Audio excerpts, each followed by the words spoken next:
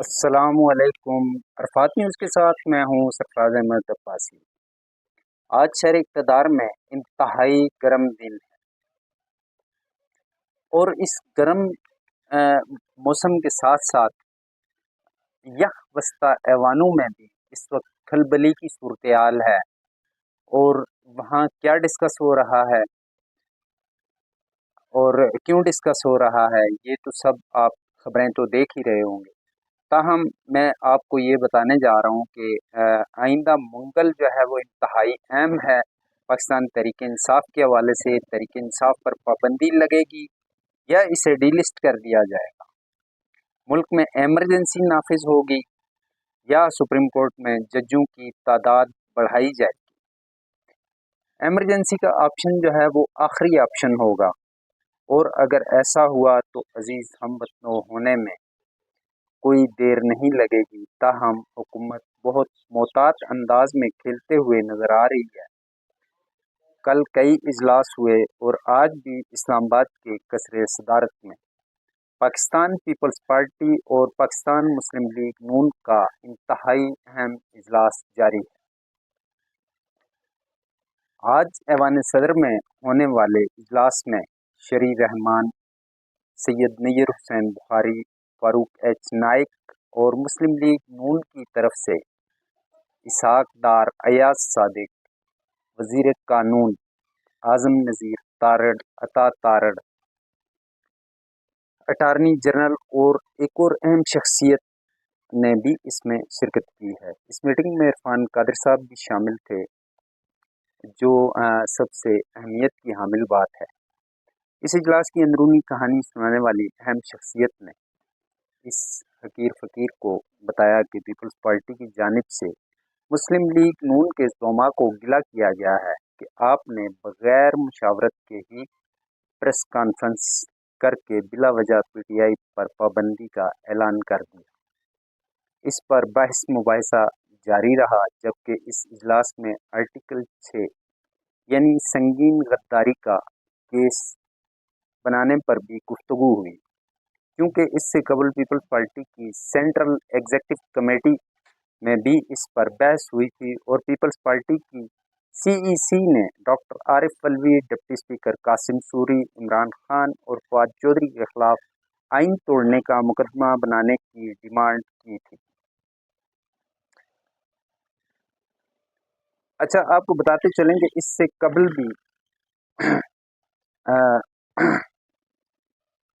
بارہا Pakistan Peoples party کے chairman Bilawal Bhutto Zardari اپنی پریس کانفرنسز اور انٹرویوز میں بھی اس بات کا مطالبہ کر چکے ہیں کہ ان لوگوں نے آئین توڑا ہے، لہذا ان پر آرٹیکل 6 لگنا چاہیے، اور اگر اس پر دونوں جماعتیں مسلم لیگ نون اور پیپلز پارٹی متفق ہو جاتی ہیں تو وہ زیادہ مؤثر بھی ہوگا اور پیپلز پارٹی کی سپورٹ بھی حکومت کو حاصل ہو جائے گی۔ تاہم دوسری جانب مسلم لیگ نون پیپلز پارٹی اور پی ٹی آئی کے مابین اگر کمپیریزن کیا جائے تو معلوم ہوگا کہ 9 مئی ایسا واقعہ ملک کی تاریخ میں پہلی بار عمران خان کی گرفتاری پر کیا گیا، جس میں ملک کے مختلف حصوں میں آرمی انسٹالیشنز پر حملے کیے گئے، جناح ہاؤس سمیت دیگر جگہوں پر آگ لگائی گئی، جبکہ اس کے برعکس 27 دسمبر 2007 کو پاکستان پیپلز پارٹی کی چیئرپرسن محترمہ بینظیر بھٹو کو راولپنڈی کے لیاقت باغ میں شہید کر دیا گیا۔ تاہم اس میں شدید احتجاج بھی ہوا، اس میں لوگوں نے توڑ پھوڑ بھی کی، تاہم کسی بھی دفاعی ادارے پر یا دفاعی تنصیبات پر کسی قسم کا کوئی حملہ نہیں کیا گیا، اور آرمی کے خلاف کسی قسم کی کوئی نہ نعرے بازی کی گئی، نہ کوئی اس طرح کے معاملات ہوئے جس طرح کے 9 مئی والے واقعے میں ہوئے۔ اس سے ذرا ہم تھوڑا پیچھے چلے جائیں، اگر 12 اکتوبر 1999 کی طرف اگر ہم چلے جائیں، جب میاں محمد نواز شریف کی منتخب حکومت کا تختہ الٹ کر سابق dictator general retired Pervez Musharraf نے इस पर हुकूमत पर कब्जा किया था, तो उस वक्त भी जो है वो इस तरह का कोई चीज़ जो है वो ना तो कभी किसी ने आर्मी इंस्टॉलेशंस पे मुस्लिम लीग नून के लोगों ने हमले किए, ना ही जो है वो दिफाई अदारों के खिलाफ जो है वो कोई इस तरह की कंपेन चलाई गई या कार्रवाई की गई। ताहम वो मुशर्रफ के खिलाफ बोलते रहे, जो दीगर उनके जो साथी थे उनके खिलाफ वो बोलते रहे, ताहम कभी किसी ने इस हद तक कोई भी नहीं गया कि वो आर्मी इंस्टॉलेशंस पर हमला करे। तो ये कुछ चीज़ें जो है वो आपको बताने वाली थी कि इस वक्त इस्लामाबाद में मौसम के साथ साथ जो है वो सियासी जमातों में भी गर्मा गर्मी है। और इस वक्त जो है वो जो इजलास जो ऐवान सदर में चल रहा है उसकी जो अंदरूनी कहानी है, हमारे किसी दोस्त ने हमें बताया कि उसमें ये भी कहा जा रहा है कि जजों की तादाद में इजाफा किया जाएगा और जजों की तादाद 25 तक बढ़ सकती है। कुल तादाद जो है सुप्रीम कोर्ट की वो 25 तक जा सकती है। इस वक्त तो 17 जजेस जो है वो काम कर रहे हैं, या 17 जजेस, 16 से 17 जजेस के दरमियान सिलसिला है। तो फुल कोर्ट जो है वो 25 तक जाने का इम्कान है, और इसके लिए आपको कोई 2/3 अक्सरियत की भी ज़रूरत नहीं है। इसके दो तरीक़ाकार हो सकते हैं। बताने वाले ने ये बताया, जो जो पार्लियामेंटेरियन उस इजलास में शरीक थे और कानून साज शख्सियत हैं वो, बज़ाते खुद वो लॉ स्टूडेंट भी हैं, और साथ साथ जो है बड़े सियासतदान हैं इस वक्त। तो उन्होंने हमें ये बताया इस नाचीज़ को कि इसके दो तरीक़ाकार हो सकते हैं। एक तो पहले नंबर पे जो पार्लियामेंट एक्ट के ज़रिए भी इस तरह से जजों की तादाद जो है वो बढ़ाई जा सकती है, एडहॉक जजेस की तादाद को बढ़ाया जा सकता है। और दूसरा तरीका इसका है, वो उन्होंने बताया कि सदारती आर्डीनेंस के ज़रिए भी जजों की तादाद में इजाफ़ा किया जा सकता है।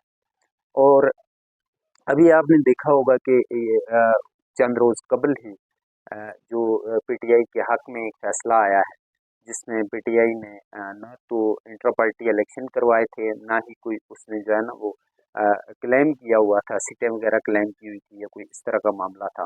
तो उसमें भी सुप्रीम कोर्ट के मुअज़्ज़ज़ जज साहिबान ने उनके हक़ में फ़ैसला दे दिया, और जिससे हुकूमत की खासी सुबकी भी हुई है।